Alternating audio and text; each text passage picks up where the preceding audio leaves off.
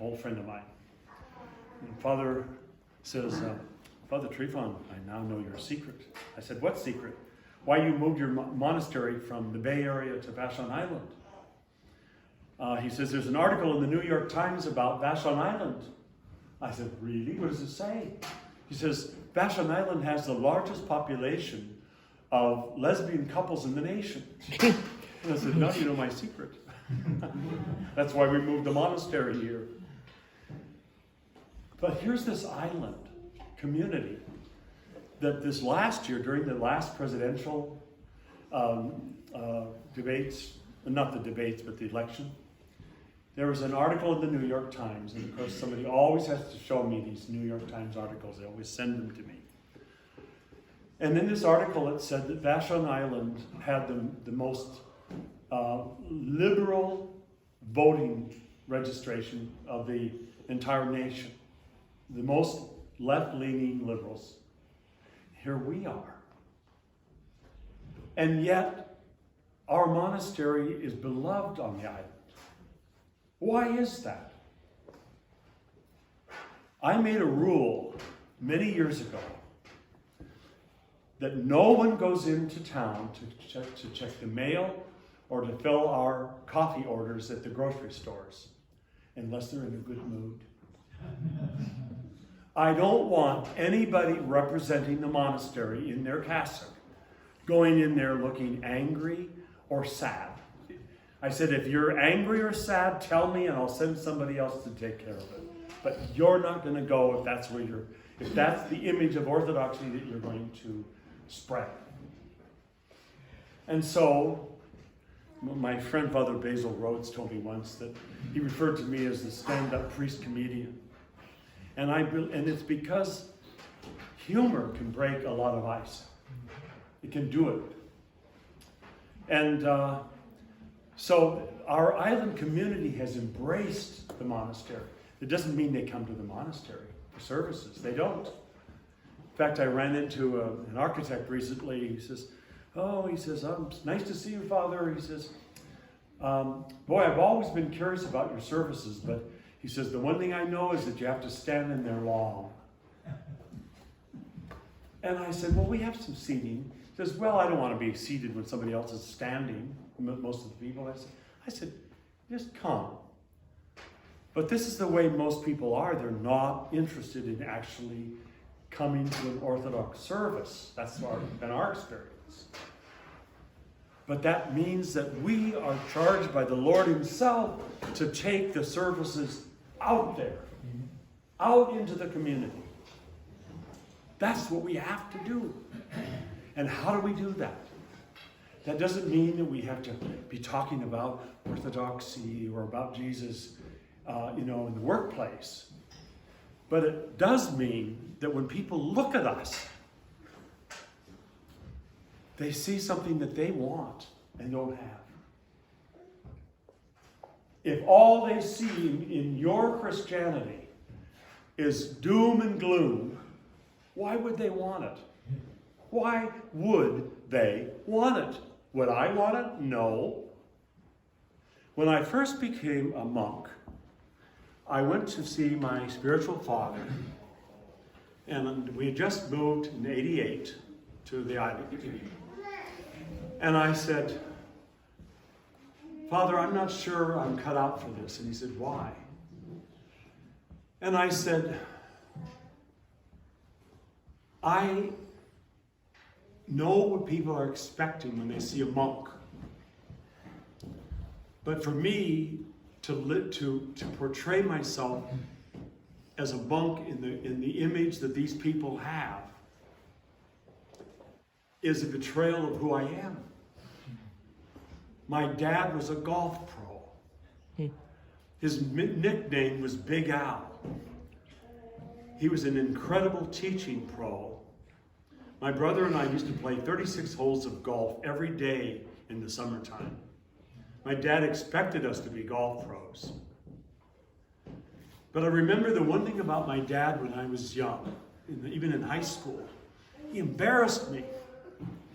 He embarrassed me because he was so vocal and loud and full of jokes, constantly joking with people.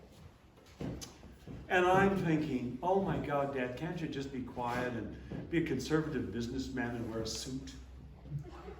And then when I turned 50, I looked in the mirror and I said to myself, oh my God, I'm Dad. I become Dad. I slap people on the back. I talk with service station attendants. I joke with waitresses. I go into pubs and have a drink and laugh with people. I'm my dad. And one day, my friend Father Basil gave me the nickname the Big T. And so he calls me the Big T. And I said to him, I said, you know, my dad was Big Al, and now I'm the Big T. My dad would be so proud. But again, this is what it means to be. It doesn't mean to be pompous. It doesn't mean to be, I am an Orthodox Christian, or I am spiritual. That's not what it means. It means to be a people who recognize that we are redeemed, that we are grace-filled. And just because other people don't know about Christ or about Christianity is all the more important that we image that. We take Christ into the marketplace by our love and our boldness and our joy. I would suggest to your friends at the school, rather than tell them, I'd like to invite Father Moses Berry to speak here. Why don't you try a different tactic? Why don't you say this? I know a man whose family, his ancestors, were slaves. And he runs a slave museum. And he could bring to our campus all the accoutrements that were put around the necks of slaves. I'll tell you, that's going to be politically correct enough for those people. They're not going to dare say no. They're not. And then all of a sudden, this man whose ancestors were slaves shows up dressed as an Orthodox priest. And it's too late. They can't discipline him. That's They pretty can't. There was one, Evergreen State College in Washington is the most liberal state college ever. They don't even give grades there. They have a whole different system. It's a beautiful campus set in about 600 and some acres of forest. And it looks like this gleaming modern city of the future centered in this forest. And I used to go there for conferences of the Humanistic Psychology Association. And we would go and spend a week there in the summertime and stay there and listen to each other lecture about humanism and about psychology and all this kind of stuff. And so here I am invited to this campus for the second time in all the years we've been there to speak. And I arrive and I find that all of these, the building that I show up at is a lecture hall, tiered lecture hall. And I'm sitting down there thinking, how am I going to relate to students in a room like this? So when this professor that invited me arrives, I said, how am I going to interact with your students? That last time I was here, it was a classroom. And I was like right there with them. How am I going to do this? He says, don't worry about it. He said, we've made this a public event. We've got posters up about it. And I thought, this is very strange that a very radically liberal school is going to have me come, an Orthodox monk, and speak in a lecture hall that's publicly advertised. They're up to something. And then I saw this professor back in the back with two other professors. And they're talking, and I could tell that they're thinking, now we got it. We got the perfect example of the folly of Christianity, and we're going to display it. And usually when I speak on that campus, I have a 90-minute presentation. I do an hour talk and then 30 minutes question and answer. So when I heard that, I sat down behind the podium. I didn't see anybody, and I'm praying this prayer. Help! And when I stood up, the room was standing room only. There were 60 seats, and there was standing room only. And so I said, I am normally lecture for an hour and have question and answer session for a half hour, but I'm going to reverse that. I'm going to start with questions and go from there and see where you want to go. And wouldn't you know, the very first student who raised his hand said, my question is, I'm an atheist. Why should I care about anything you have to say? And I said, do you think that quantum physics is a true science? And he said, yes. And I said, well, I have a number of friends who are quantum physicists. So I happen to know this from them. To be a quantum physicist, 80% of what they find to be true, they have found to be true intuitively. It's not a science based in the material world. And then because they've intuitively discovered these beliefs, they've accepted them.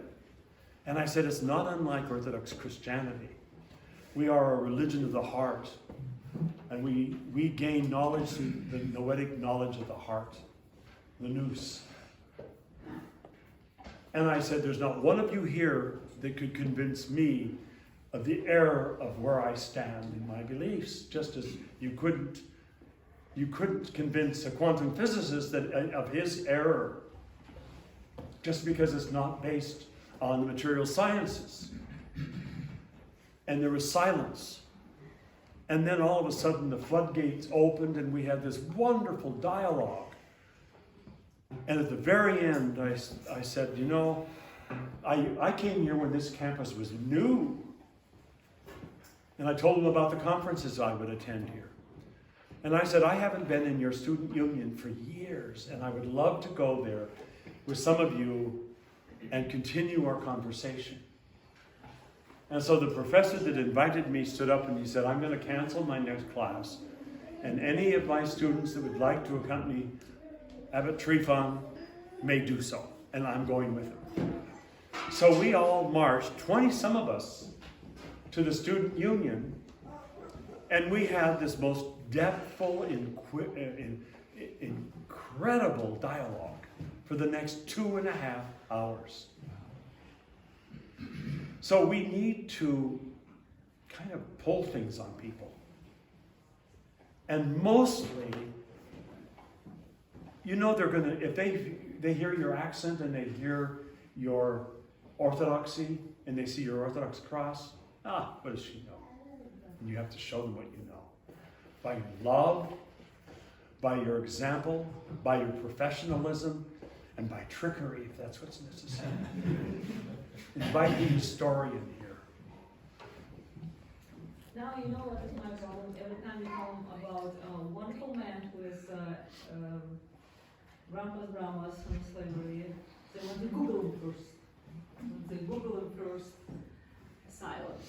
They don't want to hear about him. Bring them onto campus anywhere. I would love to. I'm Dan. No, continue. We'll have time for more questions and answers. Okay. Toward the end. No, I'm really sorry. I'm glad you said what you did, so we can talk about it. So we can continue. Anybody else have some thoughts? How about from some of you young people? How about you in the back who are hiding? You know what I used to do when I was teaching? You got the The kid? very first day, stand up, all of the back row. All right. Everybody, don't hide. I see somebody hiding. Okay. The very first day when my students would come into my classroom, and there would be all these guys that would sit in the very back. You know what I would do? I would call them out and I said, oh, no, you're right here. This is your seat for the rest of the year, right here. And then they would have to come forward. Now, I'm not going to do that now because we're kind of crowded. But I am going to ask 4 of you, volunteers, to move over here behind Father. Kim, Jane, Adam, volunteers. Who else is left? Up there.